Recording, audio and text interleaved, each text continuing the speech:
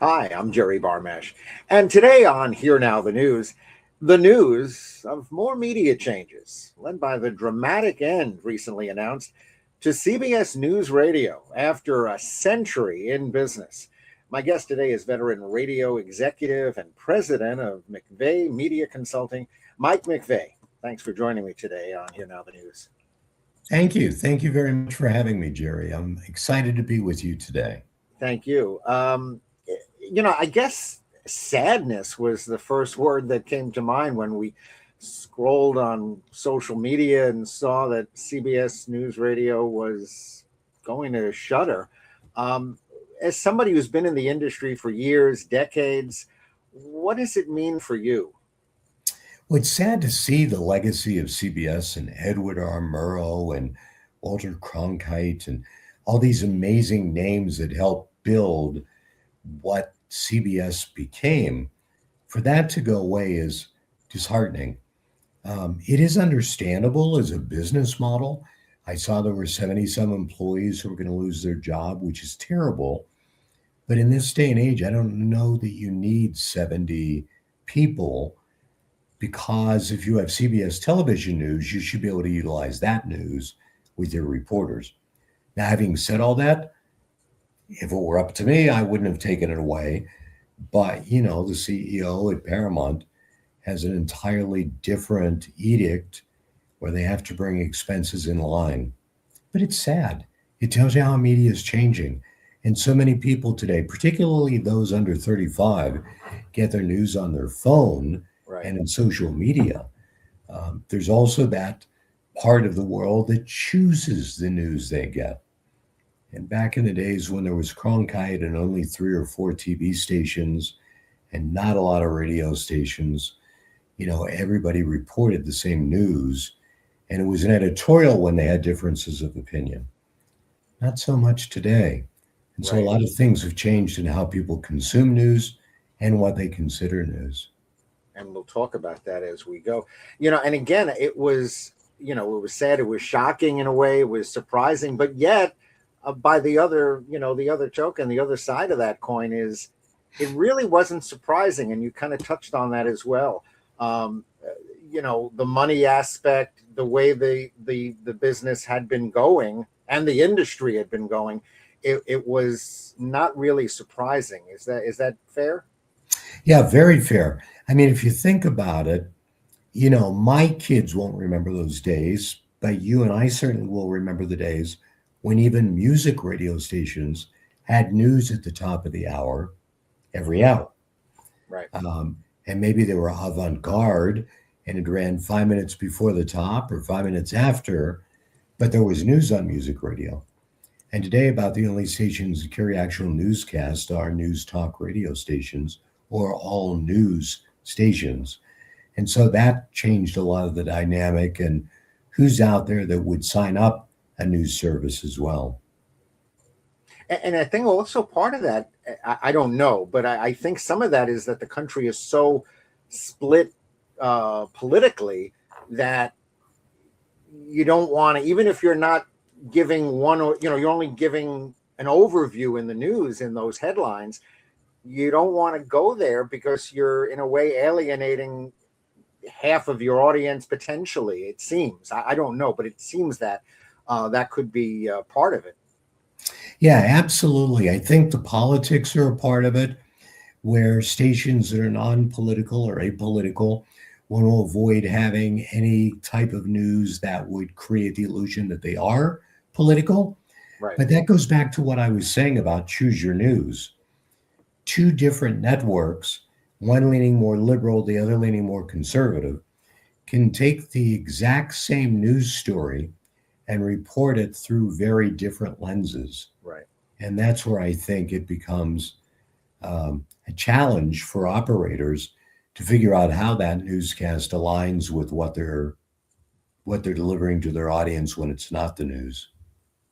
And this was the foreshadowing, I think, for this with CBS Radio network shutting began a couple of years ago, when the main O&O owned and operated station for the network, WCBS 880, turned off its mic for good. And although CBS doesn't, it was run by Odyssey, which is an offshoot of the company, and a different, you could kind of see where this was going, I think, 2 years ago. That was, again, shocking, unbelievably surprising, sad, but yet not surprising, because of where they were already having many layoffs and, and cutting big salaries. So you kind of saw the handwriting on the wall.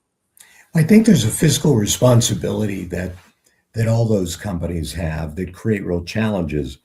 That one's a bit different, and I don't know anything behind the scenes to it, but I would think the conundrum was you have two news talk radio stations. I'm sorry, two all news stations, because it's not like one was news talk and one was all news. Right. They were both news, traffic, and weather radio stations.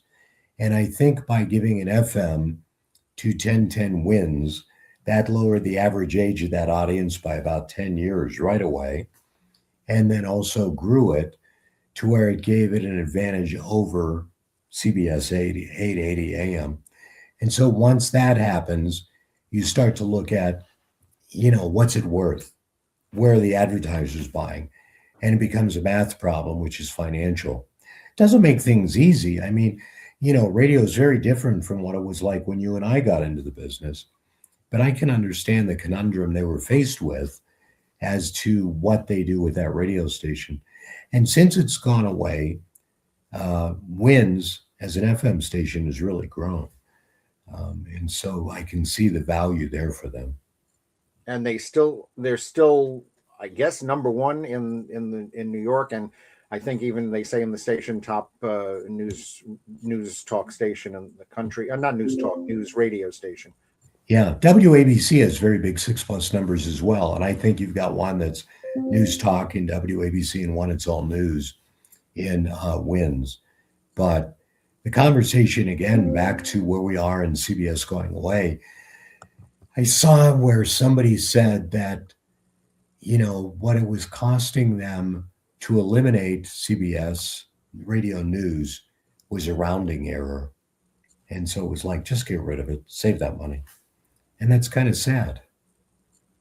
But how much of this is it, dollars and cents, ultimately the bottom line? Is there more at play? Is this about the dwindling listener, main demographics, the demos? Is this about the fractured audience because of podcasts and getting their news on social media?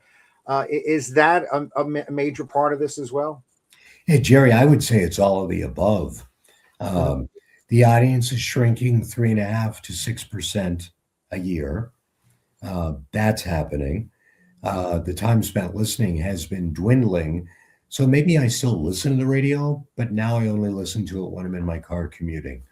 Or maybe I still listen to radio, but I work from home.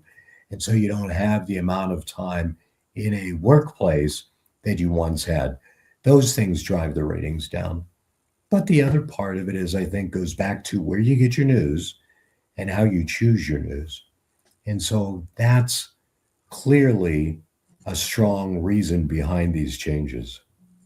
And do you think that it's an age issue where, you alluded to it with FM, with Wins, that if you're, let's say, below 40, or 30, I did this, I had this book about TV anchors, local anchors. Are people watching the local news? It's kind of the same thing that from the 70s and 80s, you don't get that the same way anymore. And it's not just from cable, it's the same thing, social media, TikTok, and podcasts. Yep. And I think it's the same issue with this when it comes to the radio. And as you alluded to and said, a lot of people, if they're in the car, that still is the place where they're listening, and some of it more maybe Sirius XM and things of that nature, but not in other aspects. And I don't know where that is, whether it was at home.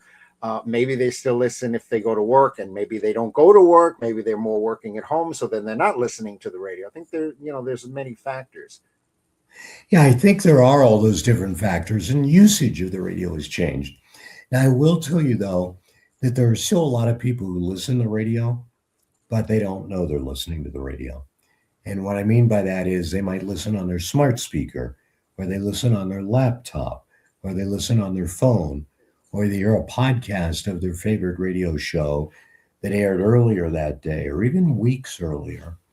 And so radio is still big. It's still very popular, but no longer do we just turn on a little box in our house or get in the car and just turn on AM, FM, and that's it.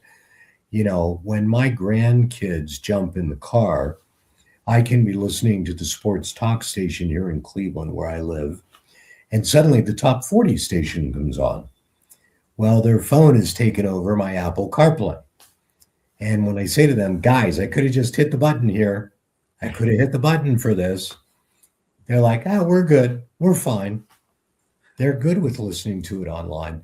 And yet if I said to them, did you listen to the radio today? The odds are they would say no. So, and that's a younger demographic right there. Yeah. What does that say? Say that again? No, I was going to say, what does that say, going forward, that the younger... I think it says radio has to be on every platform. Radio has to be omnipresent. I don't think that, there's still people out there that when I say audio will go, it's radio. All right, it's radio. But you got to be able to be heard everywhere. You can't just be that little box. I mean, where I live, west of Cleveland, Ohio, we get some vicious storms in the summer. Tornadoes come through. We'll lose power. We have a generator, but when we lose power, the Wi-Fi goes out. And so I wanted to hear the radio. I had to go down into my basement to get an actual radio for over the air. Because in my own office, I listen to the radio on my smart speaker or on my laptop or on my phone. And when I went down to my basement and found a radio and brought it upstairs and plugged it in, which, by the way, I've kept it in my office now to make sure that I now have a radio they can plug in. It worked. I heard it. It was there, but I had to go find it. And that's the challenge we have, is that not everyone makes their radio station available on all platforms. And when those platforms go down, not everyone has a radio at their fingertips. We'll get right back to the podcast. But first, I want to tell you about my book, Here Now the News. I spoke to dozens of industry professionals for a fun look at the TV news business in New York. Here Now the News is entertaining and enlightening, with dozens of stories about the legends who delivered the news night after night. Pick up your copy on Amazon, available in paperback, Kindle, and my own narrated audiobook version. And I hope radio, as we know it, terrestrial radio, will be more than just we need it in an emergency. Certainly, it serves that purpose, and it has for 100 years and more. Is the future of radio, and I know you said about having to have all the avenues and platforms, but is there an actual terrestrial radio down the road in the next, I don't know, let's say in the next generation, 30 years from now? I think so. I don't think radio is going to go away. I mean, I had people asking me 30 years ago what I was going to do when radio went away. I think that it's just changing where you can hear it, how you use it, all of those things.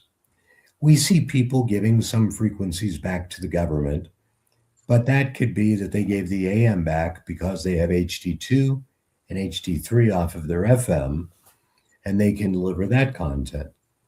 And we're further down the road with HD having been around now for a decade, that there will be more and more cars with multiple HD channels available to the audience. The challenge with radio is this: we play too many commercials in commercial radio. We stop and you have 12-minute stop sets, Right. or even an 8-minute stop set. That would be a shorter one. And that 8-minute stop set could be 20 different commercial messages. And so it just becomes overwhelming. The challenge is we are a for-profit business, and no one has the stomach or the financial wherewithal to say, we're just going to run fewer commercials. We're going to play fewer commercials. And if we are playing fewer commercials than everyone else, then we do get better time spent listening. I have friends who work at the DSPs. You know what DSPs are: Apple, Spotify, Pandora, and so on. And they all wish they had radio's distribution. They wish they had radio's distribution. In a nation of 320 million people, radio still has around 285 million radio listeners.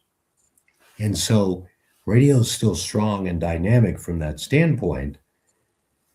But if we just made the entertainment and listening experience better, we would see our ratings grow and audiences return, because we have amazing distribution. It's about the content. That's what it's about. And you're saying with, these long stop sets, which for people who are not in the know, stopping, it's a commercial break basically for people in radio.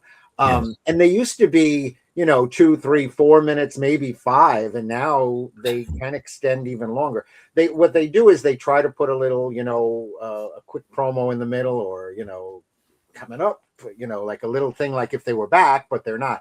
They'll do it on TV too, where they'll have, like, in the middle of a commercial, they'll come, I think even on Judge Judy, they would do it, like a little slides showing Judge Judy as though they're back, to remind you what you're watching, because you probably forget all the commercials, and then more another round of commercials. And of course, on radio, they try to make it as entertaining as possible. If you're listening to a music station, they'll try to incorporate something entertaining or music wise, so you almost think you're listening to a song, or you're listening to something that's part of the format. And obviously that's premeditated. They're doing that for a reason. Right. Absolutely.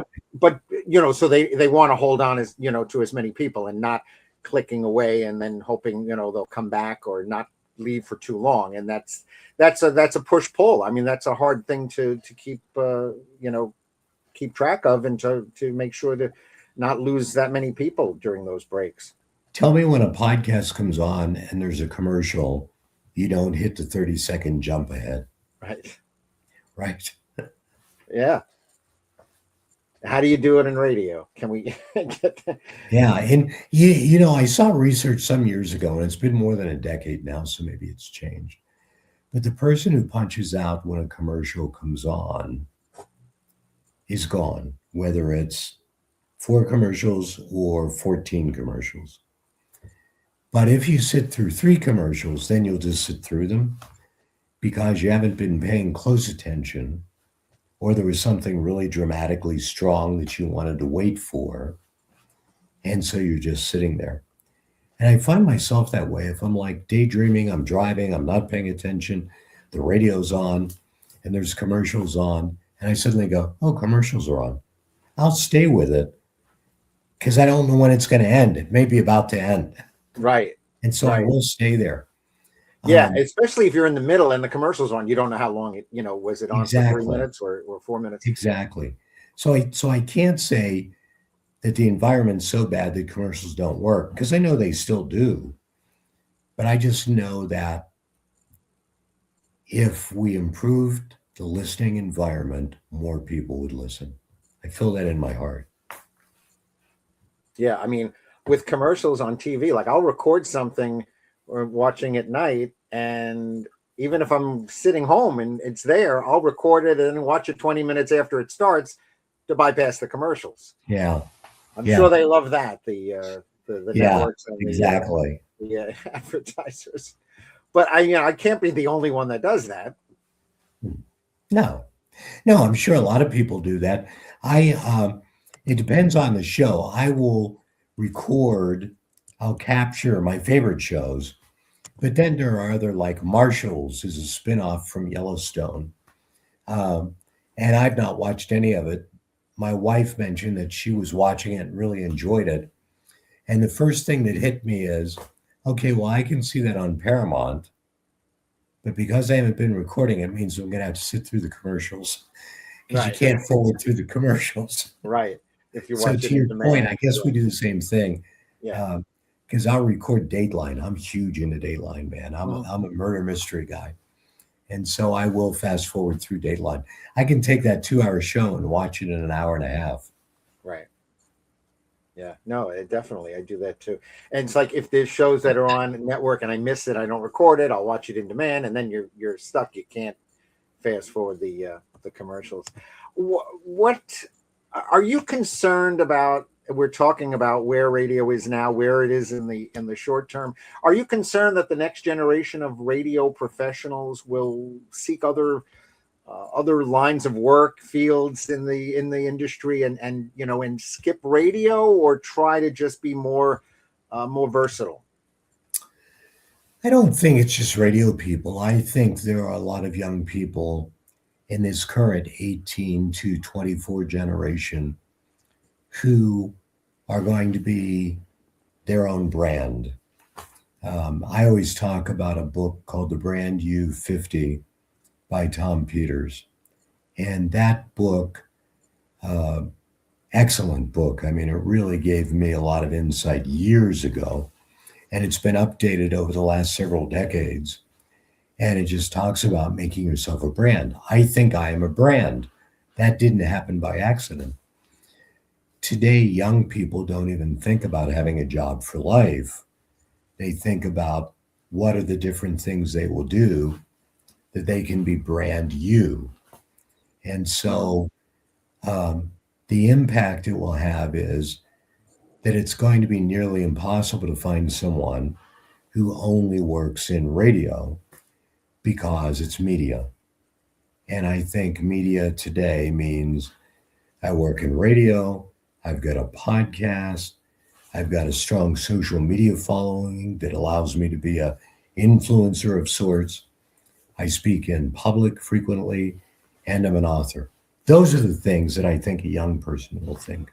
Right. Podcast, as you say, and in social media, influencer, right? I mean, to have that, YouTube and it's, it's almost like, what's the views? How many views do you have, as opposed to what's your ratings? That's the 21st century. And some broadcast companies reward their talent for hitting certain levels of followers on social media, because they know then they can upsell an advertiser that talent will also mention a product or product placement in some post.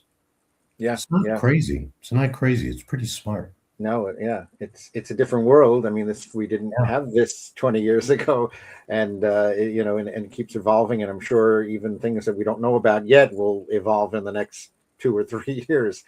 Always great to get your insight, Mike McVay. He's been a VP at Cumulus, and he has had his own media consulting for a number of years, and he is somebody who really is at the knowledge that we need, the knowledgeable person, and you've got it all, at your fingertips. And I appreciate you handing it to us today, some of your knowledge. I run into a lot of people who they think that I've just been a programmer all my life. And I have been, but I've also owned radio stations along the way. My wife and I owned in Naples, Florida, Key West, Florida, Honolulu, Hawaii, and Flint, Michigan. Launched a number of syndicated shows. Delilah's show, all those many years ago, she and I and a guy named Ken Spitzer were partners when we launched. on her own. She has blown it up and done amazingly well. Same for John Tesh. It's his radio show. But John brought me on to consult him when he first launched it back in the 90s. And I'm still consulting him today. And he's into the hundreds of affiliates. And so there's a lot of different parts of the cow that I try to use. Futuri, which the brilliant young Daniel N. Standig launched 20 years ago. I and a guy named Lee Zappas and Daniel were all partners when he launched it. It was called Listener Driven Radio then. Daniel's bought out me many years ago and Lee not that many years ago. And he's built a great company. I have learned from all those different people who I've worked with and all those different facets of radio, of broadcasting, of media. And so I don't want to be just a radio person. And I think today radio people who feel that they only want to be radio people are one-dimensional. And why would you want to be one-dimensional today when we're living in a media world that is as multidimensional as real life, as multidimensional as real time? Why wouldn't you want to be that? Yeah. I mean, that's well said, and it's a perfect ending, because that shows you how we have evolved, and everyone needs to evolve from where we were, whether it's the 50s and 60s or 80s and 90s to today, and how the media landscape is. Once again, I really appreciate a few minutes today. Thank you very much, Jerry. I appreciate it anytime. I love this podcast. Thank you. Mike McVay of, again, McVay Media Consulting. And if you have any ideas for guests on Here Now the News, well, send me an email, herenowthenewsjb@gmail.com. And we'll see you next time on Here Now the News. Have a great weekend. Have a great day.